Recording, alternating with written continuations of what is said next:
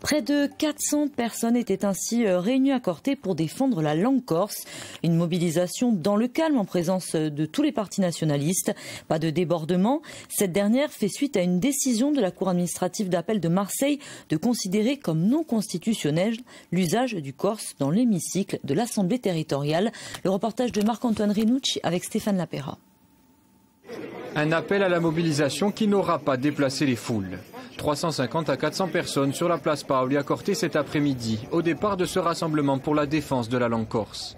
Les syndicats étudiants, à l'origine de la manifestation, espéraient mobiliser davantage. On avait chiffré sur peut-être 1000 personnes, c'est peu pour la langue. On peut expliquer comment par le contexte, peut-être la venue du pape, autre chose? Je sais pas du tout. Je sais pas du tout. Mais aujourd'hui, on s'attendait à plus et on espère que le peuple va savoir se remobiliser pour défendre notre langue.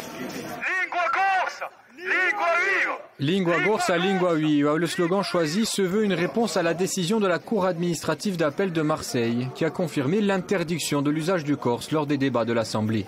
Mais bien au-delà, les étudiants en appellent désormais à une prise de conscience collective autour de la question de la langue. Il faut une remise en question de tout le monde, pas seulement des élus, mais aussi du peuple corse. Parce que le peuple corse aussi joue un rôle majeur.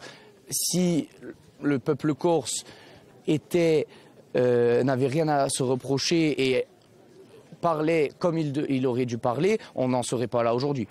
Du côté de la représentation politique, l'ensemble des partis nationalistes ont répondu à l'appel. Pas de président de l'exécutif ni de présidente de l'Assemblée de Corse. La majorité territoriale est représentée par la conseillère exécutive Bianca Fadzi ainsi que par des membres de Femo Agorsica.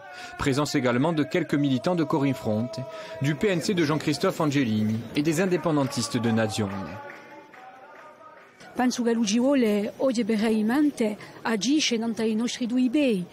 Domanda di avere un'ufficialità con decisione di discussione con Parigi e mica indebolisce in tanta rivendicazione come è stato troppo gas negli ultimi tempi e mette in piazza una co-ufficialità di fatto, un'ufficialità di fatto. L'idea di mandare comunque allo Stato, alla giustizia, ai corsi un messaggio di dire che c'è una lingua e domani c'è la lingua anch'ella di umane e una lingua per una società corsa sviluppata e emancipata. C'è un doppio messaggio ben inteso, un messaggio di ufficializzazione della lingua corsa, prima a fare, che è un mezzo per salvarlo, ma di nuovo per dire c'è una mossa in giro questa lingua dappertutto, in università, in scuole, in lavoro e c'è la mossa sta a fare qui perché è di un puntino maggiore di nostra entità, semplicemente.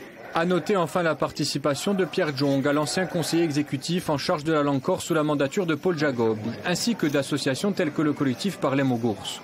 À l'issue du rassemblement, une délégation de syndicalistes étudiants a été brièvement reçue par le sous-préfet. La manifestation s'est finalement conclue en chanson et sans heurts.